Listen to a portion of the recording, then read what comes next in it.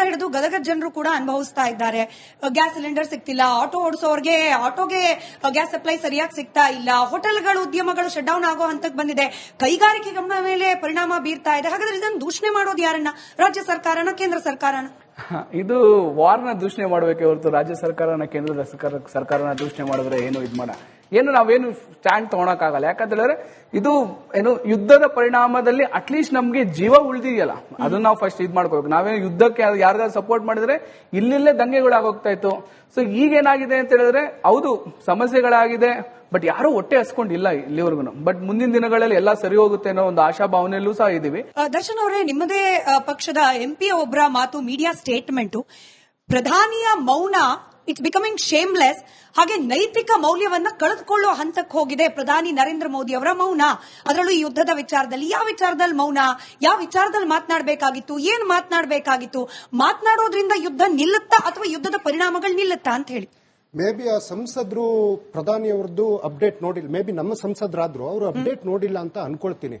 ಪ್ರಧಾನಿಯವರು ಖಂಡಿತ ಮೌನವಾಗಿಲ್ಲ. ಪ್ರಧಾನಿಯವರು ಮಾತನಾಡ್ತಾ ಇದ್ದಾರೆ.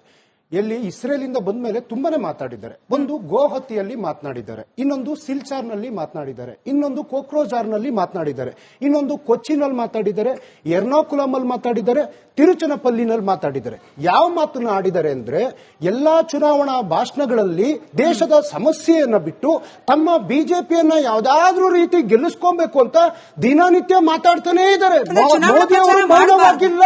ಚುನಾವಣಾ ಪ್ರಚಾರ ಮಾಡಬಾರ್ದ, ಬ್ಯಾನ್ ಆಗ್ಬಿಡ್ಬೇಕಾ ಪಿಎಂ? ಮೇಡಮ್, ದೇಶ ಮೊದಲು. ಪ್ರಧಾನಿಗಳು ಯಾರು ಬೇಕಿರೋ ಬರ್ತಾರೆ ಹೋಗ್ತಾರೆ.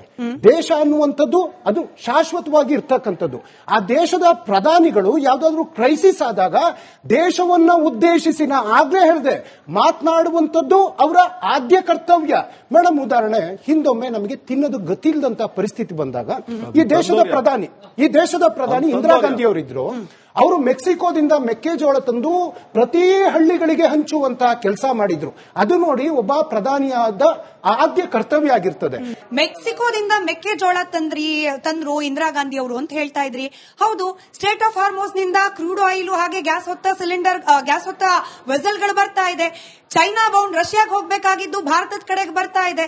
ಎಲ್ಲೂ ಕೂಡ ತಲುಪದ ಸ್ಟೇಟ್ ಆಫ್ ಹಾರ್ಮೋಸ್ ಅನ್ನ ದಾಟ್ಲಿಕ್ಕೆ ಸಾಧ್ಯವಾಗದ ವೆಸಲ್ಗಳು ಭಾರತದ ವೆಸಲ್ಗಳು ದಾಟ್ ಬರ್ತಾ ಇದೆ. ಮೆಕ್ಕೆಜೋಳನೇ ತಂದು ತಿನ್ನಿಸಬೇಕು ಅಂತಿಲ್ವಲ್ಲ ಸರ್? ನಿಮಿಷ, ಒಂದು ನಂದಾದೇವಿ, ಇನ್ನೊಂದು ಶಿವಾನಿಕ, ಇನ್ನೊಂದು ಹೊಡೆದಾಕಿದ್ರು ಮಯೂರಿ ನಾರಿ.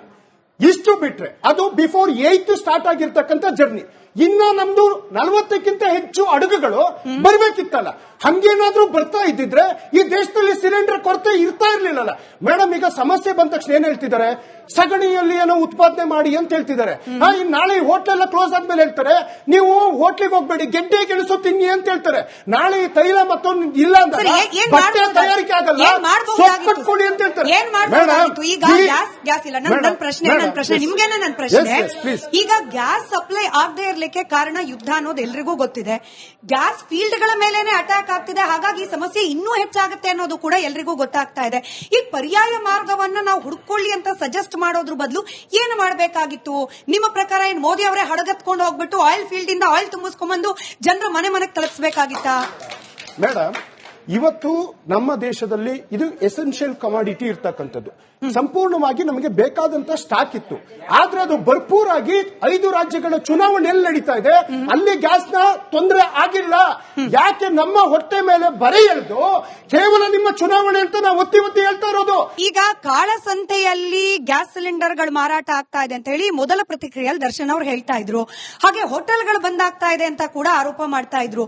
ರಾಜ್ಯ ಸರ್ಕಾರದ ರೆಸ್ಪಾನ್ಸಿಬಿಲಿಟಿ ಅಂತಾನೂ ಕೆಲವೊಂದು ಇರುತ್ತೆ ಅನ್ನೋದು ನಮ್ಮ ಸಾಮಾನ್ಯ ಅಂಡರ್ಸ್ಟ್ಯಾಂಡಿಂಗು. ಬಹುಶಃ ಕೇಶವ್ ಸರ್ ಇದಕ್ಕೆ ಉತ್ತರ ಕೊಡ್ಲಿ, ಅದಾದ್ಮೇಲೆ ಅಶೋಕ್ ಅವರು ಕೂಡ ಉತ್ತರ ಕೊಡ್ಲಿ. ಸರ್, ಇಂದಿರಾ ಕ್ಯಾಂಟೀನ್ಗಳ ಕತೆ ಬಜೆಟ್ಗೆ ಮುಂಚೆ ಏನಾಗಿತ್ತು ಅನ್ನೋದ್ರ ರಿಯಾಲಿಟಿ ಚೆಕ್ ರಿಪಬ್ಲಿಕ್ ಕನ್ನಡನೇ ಮಾಡಿತ್ತು. ಎಷ್ಟು ಇಂದಿರಾ ಕ್ಯಾಂಟೀನ್ಗಳಲ್ಲಿ ಹಸುಗಳನ್ನ ಮೇಲಕ್ಕೆ ಬಿಟ್ಟಿದ್ರು, ಆ ಮಟ್ಟಿಗೆ ಕಾಡು ಗಿಡಗಳು ಬೆಳ್ಕೊಂಡ್ಬಿಟ್ಟಿತ್ತು. ಈಗ ಹೇಳ್ತಾರೆ ಇಂದಿರಾ ಕ್ಯಾಂಟೀನ್ಗೆ ಗ್ಯಾಸ್ ಸಿಲಿಂಡರ್ ಸಪ್ಲೈ ಆಗ್ತಾ ಇಲ್ಲ, ಮೋದಿ ಮೌನ ಕಾರಣ. ಕಾಳಸಂತೆಯಲ್ಲಿ ಗ್ಯಾಸ್ ಸಿಲಿಂಡರ್ ಸಪ್ಲೈ ಆಗ್ತಾ ಇದೆ ಅಂದ್ರೆ ಇಲ್ಲೂ ಆಹಾರ ಖಾತೆ ಸಚಿವರಿದ್ದಾರೆ. ನಮ್ಮ ರಾಜ್ಯದಿಂದನೂ ಆಯ್ಕೆ ಮಾಡಿ ಕಾಂಗ್ರೆಸ್ ಸರ್ಕಾರ ರಚನೆ ಆಗಿದೆ. ರಾಜ್ಯ ಸರ್ಕಾರದ ರೆಸ್ಪಾನ್ಸಿಬಿಲಿಟಿ ಇಲ್ವಾ ಕೇಶವ್ ಸರ್? ಅಲ್ಲ, ಎರಡೂ ಸರ್ಕಾರಗಳದ್ದು ರೆಸ್ಪಾನ್ಸಿಬಿಲಿಟಿ ವಿಚಾರದಲ್ಲಿ ಬರೀ ರಾಜ್ಯ ಅಥವಾ ಕೇಂದ್ರದಲ್ಲ, ಎಲ್ಲ ಸರ್ಕಾರಗಳ ರೆಸ್ಪಾನ್ಸಿಬಿಲಿಟಿ. ರಾಜ್ಯ ಸರ್ಕಾರದ್ದು ಎಲ್ಲಿಗೆ ಬರುತ್ತೆ ಅಂದ್ರೆ ಯಾರಾದ್ರೂ ಕಳ್ಳ ಸಂತೆಯಲ್ಲಿ ಮಾರ್ತಾ ಇದ್ರೆ ಅಥವಾ ಹೋರ್ಡಿಂಗ್ ಮಾಡಿದ್ರೆ ಅದನ್ನ ತಗೊಂಡು ಮಾಡುವಂತದ್ದು ರಾಜ್ಯ ಸರ್ಕಾರದ ಕೆಲಸ. ಸೊ ಎರಡರದ್ದು ಜವಾಬ್ದಾರಿನ ನುಣುಚ್ಕೋಬಾರ್ದು. ಆದ್ರೆ ಇಲ್ಲಿ ಒಂದ್ ವಿಚಾರ ನಾವು ಅರ್ಥ ಮಾಡ್ಕೋಬೇಕೇನಂತಂದ್ರೆ, ಈ ಮೌನವಾಗಿದ್ದದ್ದು ರೀಸನ್ಸ್ ಬಗ್ಗೆ ಅನೇಕ ಮಾತಾಗ್ತಾ ಇದೆ. ಮೌನವಾಗಿರೋದಕ್ಕೆ ಸಿಲಿಂಡರ್ಗೂ ಸಂಬಂಧ ಇದೆ, ಅರ್ಥ ಮಾಡ್ಕೋಬೇಕು ನಾವು. ಆ ಮೌನಕ್ಕೂ ನಮ್ಮ ಸಿಲಿಂಡರ್ಗೂ ಸಂಬಂಧ ಇದೆ. ಇದು ಕ್ಯಾಲ್ಕುಲೇಟೆಡ್ ಸೈಲೆನ್ಸ್. ಅಂತಾರಾಷ್ಟ್ರೀಯ ಮಟ್ಟದಲ್ಲಿ ನಾವು ಅಲಿಪ್ತ ನೀತಿಯ ಬಗ್ಗೆ ಮಾತಾಡ್ತಾ ಇದ್ವಿ. 1947ರಿಂದಲೇ ಶುರುವಾಯಿತು, ಇಂಡಿಯಾ ಫೌಂಡಿಂಗ್ ಮೆಂಬರ್ 1960 ಆದ್ರೆ ಅಲಿಪ್ತ ನೀತಿಯನ್ನ ಮಾಡಿದಾಗ ನಮ್ಗೆ ಇಂಡೋ ಚೈನಾ ವಾರ್ ಆಯ್ತು 1962 ಯಾರು ಸಪೋರ್ಟ್ ಮಾಡಿದ್ರು ಇಂಡಿಯಾಗೆ? ಅನಂತರ ಏನಾಯ್ತು, ಇವತ್ತಿನ ಸ್ಥಿತಿಯಲ್ಲಿ ನಾನು ಅಲಿಪ್ತವಾಗಿರ್ತೀನಿ, ಯಾರ ಜೊತೆಗೂ ಸೇರಲ್ಲ ಅನ್ನುವಂತ ಸ್ಥಿತಿ ಇಲ್ಲ. ಇವತ್ತು ಮಲ್ಟಿ ಅಲೈನ್ಡ್, ಏಕಕಾಲದಲ್ಲಿ ನೀವು ಇಸ್ರೇಲ್ ಜೊತೆಗೂ ಚೆನ್ನಾಗಿರ್ತೀರಿ, ಏಕಕಾಲದಲ್ಲಿ ನೀವು ಇರಾನ್ ಜೊತೆಗೂ ಚೆನ್ನಾಗಿರ್ತೀರಿ. ಯಾವುದೇ ಕಾರಣಕ್ಕೂ ಇವತ್ತು ನಿಮ್ಗೆ ಫಿನ್ಲ್ಯಾಂಡ್ ಪ್ರೆಸಿಡೆಂಟ್ ಅವರು ಒಂದು ಮಾತು ಹೇಳಿದ್ದಾರೆ ನಿನ್ನೆ.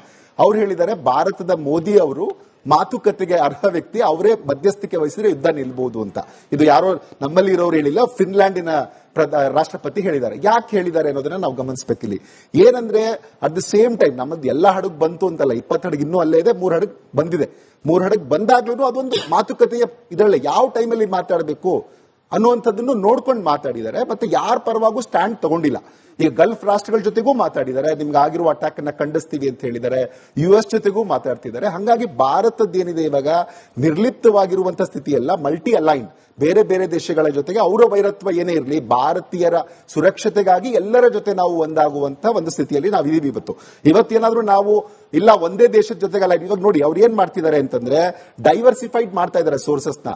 ರಷ್ಯಾ ಜೊತೆಗೆ ಮುಂಚೆನೆ ಮಾಡಬಹುದಿತ್ತಲ್ಲ, ಅನೇಕರ ಪ್ರಶ್ನೆ. ಈಗ ರಷ್ಯಾ ಜೊತೆಗೆ ಮಾಡ್ತಾ ಇದೀವಿ, ಇರಾನ್ ಇದ್ರ ಜೊತೆಗೆ, ಜಪಾನ್ ಜೊತೆಗೆ ಮಾಡಿದ್ವಿ, US ಜೊತೆಗೆ ಸಿಲಿಂಡರ್ ಬರ್ತಾ ಇದೆ. ನೆಕ್ಸ್ಟ್ ಇಮಿಡಿಯೇಟ್ ಪ್ರಶ್ನೆ ಏನು, ಮುಂಚೆನೆ ಯಾಕೆ ತರಿಸ್ಕೊಳ್ಳಿಲ್ಲ ಅಂತ.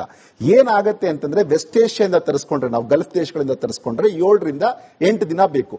ನೀವು ಒಂದ್ ವೇಳೆ ಅಮೆರಿಕದಿಂದ ತರಿಸಿದ್ರೆ 45 ದಿನ ಬೇಕು. ಹಾಗೇನೆ ಜಪಾನ್ ಮತ್ತೆ ರಷ್ಯಾದಿಂದ ತರಿಸಿದ್ರೆ 35 ರಿಂದ 40 ದಿನ ಬೇಕು. ಯಾವ್ದು ನಿಮ್ಗೆ ಎಕನಾಮಿಕಲ್ ಅಂತ ಇರುತ್ತೆ ಅದನ್ನ ತರಿಸ್ಕೊಳ್ತಾ ಇರ್ತಾರೆ. ಇಂಥ ಕ್ರೈಸಿಸ್ ಆದಾಗ ದುಡ್ಡು ಹೆಚ್ಚಾದ್ರೂ ಪರವಾಗಿಲ್ಲ, ನನ್ನ ಜನ ಇಂಪಾರ್ಟೆಂಟ್ ಅಂತ ತರಿಸ್ಕೋತಾರೆ.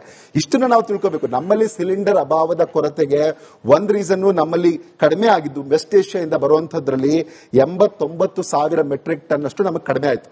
ಕಡಿಮೆ ಆಗಿದ್ರೆ ಸಹಜವಾಗಿ ಒಂದಷ್ಟು ಇರುತ್ತೆ, ಮತ್ತೆ ಪ್ಯಾನಿಕ್ ಬೈಯಿಂಗ್ ಆಡ್ ಆಗ್ಬಿಡುತ್ತೆ. ನಮ್ಮ ಜನರ ಪ್ಯಾನಿಕ್ ಬೈಯಿಂಗ್ ಇಂದನೂ ಒಂದಷ್ಟು ಆಡ್ ಆಗಿದೆ. ಇದಕ್ಕೆ ರಾಜ್ಯ ಮತ್ತು ಇವಾಗ ಶಿವಾಲಿಕ್ ಬಂದಾಗ ಮಂಗಳೂರು ಪೋರ್ಟ್ ಅಲ್ಲಿ ಕೂಡ ಅರ್ಧ ಇಳಿಸಿದ್ರು. ನೀವು ಮುಂದ್ರಾ ಪೋರ್ಟ್ ಅಲ್ಲಿ ಅರ್ಧ ಇಳಿಸಿದಾಗ ಅರ್ಧ ಬಂದು ಕರ್ನಾಟಕದ ಮಂಗಳೂರಲ್ಲೂ ಇಳಿಸಿದ್ದಾರೆ. ಇನ್ನು ಸಮಸ್ಯೆ ಬಗೆಹರಿದಿದೆ ಅಂತಲ್ಲ ನನ್ನ ಅರ್ಥ. ಕ್ರೈಸಿಸ್ ಇದ್ದಾಗ ಹೊಂದಾಣಿಕೆ ಮಾಡಿಕೊಂಡು ಜನನೂ ಅರ್ಥ ಮಾಡ್ಕೋಬೇಕು, ಸರ್ಕಾರಗಳು ಇದಕ್ಕೆ ಹೋಗ್ಲಿಕ್ಕೆ ಏನ್ ಮಾಡಬಹುದು, ಆಲ್ಟರ್ನೇಟಿವ್ ಏನ್ ಸೋರ್ಸಸ್ ಅಂತ ಯೋಚನೆ ಮಾಡಲೇಬೇಕು. ಈಗ ಮನೆಯಲ್ಲಿ ಒಂದು ಕ್ರೈಸಿಸ್ ಆದಾಗ ನಾವೇನು ಯೋಚನೆ ಮಾಡ್ತೀವಿ, ಏನ್ ಆಲ್ಟರ್ನೇಟಿವ್ ಏನು ಅನ್ನೋಂಥ ಯೋಚನೆ ಮಾಡುವಾಗ ರಾಷ್ಟ್ರಕ್ಕೆ ಆದಾಗ ಖಂಡಿತ ಇದನ್ನ ನಾವು ಅರ್ಥ ಮಾಡ್ಕೊಂಡು ಪ್ರತಿಯೊಬ್ಬರು ಯೋಚನೆ ಮಾಡ್ತಾ ಹೋಗ್ಬೇಕು. ನೀವು ಗಮನಿಸಿ, ಪ್ರತಿಯೊಂದು ಫ್ಯಾಕ್ಟರ್ ಅಲ್ಲಿ ಕೂಡ ಇಂಥದ್ದು ಏನೇ ಕ್ರೈಸಿಸ್ ಆದ್ರೇನು ಅಮೆರಿಕ ಗೇನ್ ಆಗುತ್ತೆ, ರಷ್ಯಾ ಗೇನ್ ಆಗುತ್ತೆ. ಯಾರ್ಯಾರು ಬಲಾಢ್ಯ ರಾಷ್ಟ್ರಗಳಿರ್ತವೆ ಅವು ಗೇನ್ ಆಗುತ್ತೆ. ಭಾರತದ ದೇಶಗಳು ಯಾರೋ ಕಿತ್ತಾಡೋದಕ್ಕೆ ನಾವು ಅನುಭವಿಸಬೇಕಾಗತ್ತೆ, ಅವ್ರಿಗೆ ನೆಗಡಿ ಬರುತ್ತೆ, ನಾವು ತಿನ್ಬೇಕಾಗತ್ತೆ. ಇಂಥದ್ದೊಂದು ಅನಿವಾರ್ಯ ಸ್ಥಿತಿ ಇರುವಾಗ, ಯಾಕಂದ್ರೆ ಇವಾಗ ನೋಡಿ ನಮ್ದು ಟ್ರೇಡ್ ಇರಾಗಿತ್ತಲ್ಲ, ಈಗ ಚೈನಾ ಮೇಲೆ ಯಾಕೆ ಯಾರು ಹೋಗಲ್ಲ, ಚೈನಾ ಗೇನ್ ಆಗಿದೆ, ನಮ್ ರುಪಿ ಡೌನ್ ಆಗಿದೆ. ಚೈನಾ ಯಾಕೆ ಗೇನ್ ಆಯ್ತು, ಅವ್ರದ್ದು $1.2 ಟ್ರಿಲಿಯನ್ ಅಷ್ಟು ಸರ್ಪ್ಲಸ್ ಟ್ರೇಡ್ ಇದೆ. ನಮ್ದು ಟ್ರೇಡ್ ಏನಿದೆ, ಇಷ್ಟು ವರ್ಷ ನಾವು ಪ್ಲಾನ್ ಮಾಡ್ಕೊಂಡು ಬಂದಿದ್ದು ಏನಾಯ್ತು, ನಮ್ದು ಇವತ್ತು $1.5 to $1.8 ಟ್ರಿಲಿಯನ್ ಟ್ರೇಡ್ ಬಗ್ಗೆ ಮಾತಾಡ್ತಿದ್ದೀನಿ, ಎಕ್ಸ್ಪೋರ್ಟ್ಸ್ ಬಗ್ಗೆ ನಾನು ಮಾತಾಡ್ತಿಲ್ಲ. ಸೊ ಇಂಥದೊಂದು ಸ್ಥಿತಿಯಲ್ಲಿ ಏನಾಗುತ್ತೆ, ಫಾರಿನ್ ಇನ್ಸ್ಟಿಟ್ಯೂಷನಲ್ ಇನ್ವೆಸ್ಟರ್ಸ್ ಓಡೋಗ್ತಾರೆ. ನಮ್ಗೆ ದುಡ್ಡು ಎಲ್ಲಿ ಬರುತ್ತೋ ಅಲ್ಲಿ ಹೋಗ್ತಾರೆ ಅವ್ರು. ಯಾವಾಗ್ಲೂ ಅವರು ಈಸ್ಟ್ ಏಷ್ಯನ್ ಕ್ರೈಸಿಸ್ಗೆ ಅವರೇ ಕಾರಣ, ನಮ್ಗೆ ಅವ್ರು ದುಡ್ಡು ಬೇಕು. ಆದ್ರೆ ಅವ್ರೇನ್ ಮಾಡ್ತಾರೆ, ಅವ್ರಿಗೆ ಲಾಭ ಇದ್ರೆ ಇರ್ತಾರೆ, ಇಲ್ಲ ಅಂದ್ರೆ ಇರಲ್ಲ. ಸೊ ಇವೆಲ್ಲವೂ ಕ್ರೈಸಿಸ್ಗೆ ಆಡ್ ಆಗ್ತಾ ಹೋಗುತ್ತೆ. ಇದು ನಾವು ಅಂದುಕೊಂಡಷ್ಟು ಸಿಲಿಂಡರ್ ನನಗೆ ಸಿಕ್ತಿಲ್ಲ ಅನ್ನುವಷ್ಟೇ ಸರಳವಾದಂತಹ ವಿಚಾರ ಅಲ್ಲ ಇದು.